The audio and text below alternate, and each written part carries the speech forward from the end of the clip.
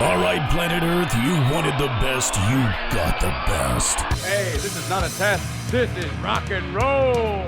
Dave Erickson, Mark Anderson. Locked and loaded.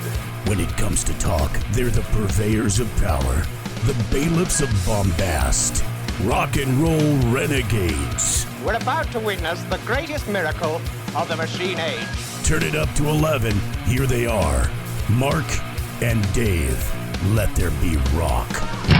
And welcome to Let There Be Rock. I'm Dave. I'm Mark. We're glad that you're with us. We have got a spectacularly fun episode this week, Mark. Oh, dude, this is going to be so cool. I love 80s bands, and this is going to be one for the records. Totally, man. You know what? I've always said, I said it in last week's episode where people ask where I'm from. I always say, the 80s.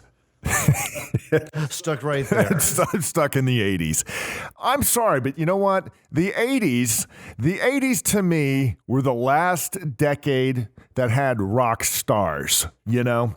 I agree. I mean, you don't see anyone flamboyant or just over the top like they were back in the 80s. It's pretty much reserved now, which is not nearly as fun. It isn't. You know, you go in the 90s, we ended up with bands that when they walked out on stage, they looked like they just left their job at the garage. That's true. And dress in flannel and jeans, no leather. Flannel jeans, no leather. It's like, I'm sorry, I don't want a guy. Lemmy said something like this once. Look, I pay hard-earned money to go see a band in concert. I don't want the guy I'm looking at or the gal I'm looking at on stage to look like somebody who works down the street. They need to look like stars. That's right. That's why you pay them. That's why they're making money to clothe themselves properly. That's right. So the 80s were, to me, the last decade with the true rock star, right? So anyway, this week's episode, we sort of are teeing it up for you, right? Talking about the 80s. A couple of weeks ago, Rolling Stone magazine came out with its list of the 50 greatest hair metal albums of all time. Well, and let's just say that Rolling Stone has lost its credibility a long time ago, and this doesn't help. no, not one bit. I looked at the list. It's like, some in there they nailed, but there's a bunch in there that they totally missed the mark. Yeah, let's just any list of the great albums from the 80s that doesn't include at least one Guns N' Roses album, that's a problem. That's a huge problem. So here's the thing, though. All right, before anybody gets their panties in a wad, all right, yes, technically it does say the 50 greatest hair metal albums of all time. Guns N' Roses, not a hair metal album. I mean, they're not a hair metal band, but this list includes bands like Alice Cooper. Not hair metal. David Lee Roth. Not hair metal.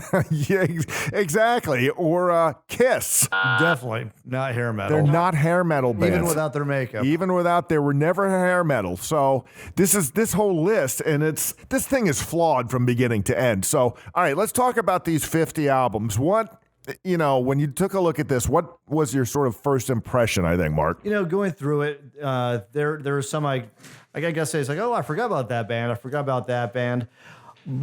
But there's a lot there, like you said, Alice Cooper. I'm looking at this right now where he's placed like 36 for trash. I get it came out in the 80s, but no, that was not hair metal, and he's not hair metal. He's far from hair metal. No, he's not. He's not hair metal. Alice Cooper's great. Look, I love Alice Cooper. He's an originator. There wouldn't be a lot of bands today, and there wouldn't be a lot of stage shows today that are over-the-top theatrical if it wasn't for Alice Cooper. And some would argue that Alice Cooper actually invented that stuff before Kiss. Oh, that's a fact. He really did. I think Kiss, because of Alice Cooper, were able to even go farther. But Alice is not a hair metal band. So to be on this list, hair metal bands, I don't know, should we even reveal who they have at number one? We can go backwards here. I mean, good, yeah. Where are we at number 50? Number 50, let's take a look here. Number 50 would be Lord Tracy. Lord Tracy, Deaf Gods of Babylon. Lord Tracy, they were huge in the 80s. Huge! Now, actually, I have that cassette still. And the cool thing with them, being a Pantera fan, Terry Glaze, who was the original singer from Pantera, he went on in front of Lord Tracy and did a really good job. Well, there were bands on here that, all right, if anytime if you could sneak in the original singer from Pantera onto a list like this, that's great. A lot of people don't realize, too, and we're going to do an episode about Pantera, but today we'll mention that Pantera in the 80s was, hey, you want to talk about a hair metal band? Pantera was a hair metal glam band in the 80s with Diamond Darrell. Yes, and what was Rex's name? He had some crazy name as well. Rex Brown, the bass player, probably had he's a crazy dude, so I'm sure he had a crazy name. I don't remember what it was, but anyway, so if you, at number 50, the former lead singer for Pantera, when they were a glam band, made this list. And that's appropriate. This is a hair metal list. Right. That's cool. Not a problem. Not so cool is that Motley Crue, Dr. Feelgood, appears nowhere on this list, by the way. That really surprises me because of all the Motley albums, that one is very much hair metal. That was right in the middle of that time period. And so Motley Crue actually has 2 albums on this list. Motley Crue came in at number 4 with Shout at the Devil. Yeah, I mean, that's a great album. It's, the video itself scared the crap out of a lot of people. In the early 80s, the whole, the pentagram thing and the whole makeup and the imagery and all that stuff. And Shout at the Devil is a spectacular song. As Nikki Sixx always says, though, he goes, look, we never said shout to the devil. We said shout at the devil. We're not devil worshipers, despite what the logo is. I like how Rolling Stone describes, well, if you can get past the upside down pentagram on the cover of the album, it's actually pretty good. Well, I'll give that one. I will give that one a thumbs up for being on the list because Shout's one of my favorite Motley albums, and that was 83 was it? 84? 83. 83. Okay, yeah, 83 right there. And so that was right in the hair metal. In the thick of things. So I'll go with that one. Okay. And then they come in at number 9 with Too Fast for Love, which was 1981. It was Motley's first ever album, which they self-produced. They put it out on a label called Leather. Elektra picked them up. But anyway, so they came in at number 9. It's a great album. Too Fast for Love is a good song. You had Live Wire. That's true, yeah. Yeah, that's right. So I'm willing to concede that Rolling Stone did okay with those 2 choices, although I wouldn't put Girls, Girls, Girls on this, but I do think Dr. Feelgood, which is the biggest album in the Motley catalog, the fact that it's not on here just seems a little odd. I would probably traded Dr. Feelgood out for Too Fast for Love. I think that would have been a good trade out. Hey, one of my favorite bands. You can diss me all day long on this. That's fine. I don't care. Number 40, I appreciate the fact that Stripers' To Hell with the Devil is on this list. I love that album. It was an album that was sold multi-millions of copies. It put them from clubs into stadiums, or not stadiums, but arenas. Big album. Michael Sweet was very proud of the fact that they made this list. He posted it on his website the other day and on Facebook, but he's the first guy to say he hates that Stryper is known as a hair metal band because he thinks it's an insult. It's an insult as a musician. What do you think? I mean, is the term hair metal in itself something that's insulting, Mark? I guess nowadays it could be perceived as that. I think back then that was kind of the norm. I think people kind of took that as a badge of honor. But I think now when people say that, it's kind of like, oh, that band wasn't serious. So for me, it doesn't bother me either way, but I think it bothers some bands. I can see where it would be insulting because it's the only decade where we define the music itself by the styles of the day. Nobody calls 70s rock like, hey, that's dungaree. They're a dungaree band. Levi's band. They're a Levi's band. They're a stringy hair band. They're a flowing satin shirt band. I kind of like that one. That's a good one. That's my new thing. It's they're a bell-bottom era band. Yeah, you're right though. Yeah. So so in some ways I can appreciate why it would be an insult. At least those guys in the 80s cared. They cared about their appearance. They had the big hair. They had all that. They put on makeup, whatever. But you know what? At least they cared. Unlike those guys in the 90s who show up like they just got off a job at Hot Topic. Maybe not even a Hot Topic. No. Scotty Ian from Anthrax shows up in a t-shirt that was, underneath he found under a pillow on the couch and he throws on some Dickie shorts and his Vans. I mean, come on, be a rock star, man. I'm just saying, Mark. So well, my picks on here that I think is, well, I'm sorry. I am going off. I'm extremely passionate about this. So what else was a surprise to you? well, not surprised, but I'm going to say the one I really thought was cool was Cinderella Long Cold Winter. Their first album is really good, but Long Cold Winter took them to the next level as far as musicianship. And also, I saw them on tour, the first tour, and on this one as well. And through all the stops. I mean, they had a big white baby grand piano with Tom Kiefer coming down from the stage. Right. They had, confetti everywhere. They were dressed like the 80s. Right. And they sounded really good. And Long Cold Winters, that album I have listened to so many times over the years. So that I thought that was pretty cool. I appreciate that. Every time you mention the name of that, though, I think of Snowblind from London. Right? Wasn't that London? Yeah. Snowblind, just like a Russian winter.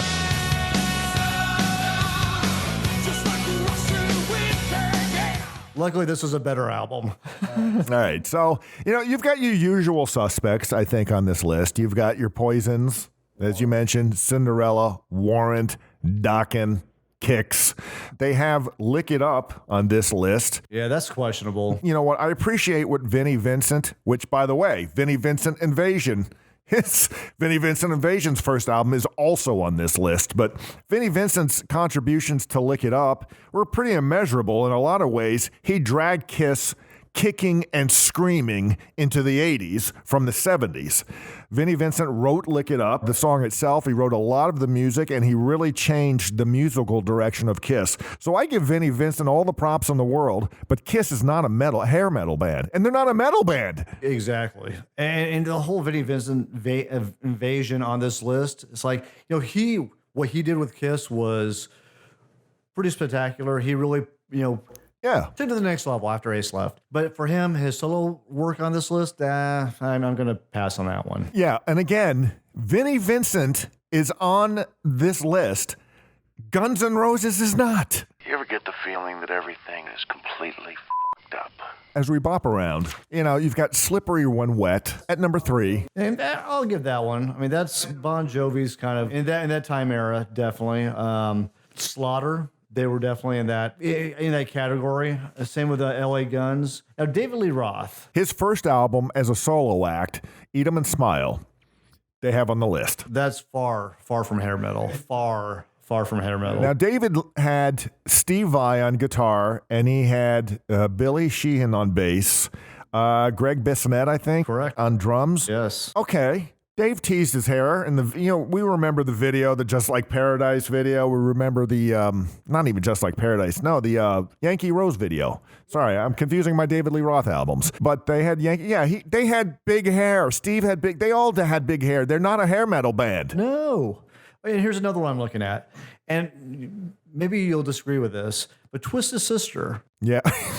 I mean, I would say maybe glam, but not hair metal. No, Twisted Sister is more of a glam band. Yeah. They had the makeup, they had all that. And in a lot of ways, they kind of ripped off Motley Crue's look from 1982. They did. Oh, definitely. Yeah, that was, and they pretty much stuck with that look the whole career. Yeah. They had actually, for me, one good album, Stay Hungry, and that's pretty much it. You're right. They're not a hair metal band. They're just a good rock band, at least on that one album. Exactly. Yeah, and I think I can go on and on about what they turned into afterwards because it got silly. What I'm looking on here right now, which I think should have been higher, is Quiet Riot, Mental Health. Oh, yeah. We were talking about this before we started. That was the first metal album ever to go number 1 on the Billboard chart. And Rolling Stone has this thing buried. Yeah, that should have been in the top 10, if not top 5 for me. Yeah, Mental Health. Who doesn't? That album, first of all, I think it says something. Anytime, if you can get a singer where if you turn on a song and you don't know who it is, but just that singer's voice alone tells you who it is, You know, if they're so unique. Kevin Dubrow on Quiet Riot, on Metal Health, you knew that was Quiet Riot. Exactly. Their sound, I think you're right, should have been top 10. And they are the ones that blew the door open for that hair metal genre. Yeah, they were one of the first ones back in '83. Maybe they should have been number one. I think on our list, I may put them at number one. Okay. So, well, let's go through this. Let's go through this 10, Mark. We got Cinderella. We already mentioned Too Fast for Love by Motley Crue at number 9. Kicks blow my fuse. At number 8, Kicks? Really? I don't even think that even make the top 50 list in my list. I mean, that's... It wouldn't even be in the top 50. No, I mean, there's a couple of good tracks on there, but they were kind of just there for me. Yeah.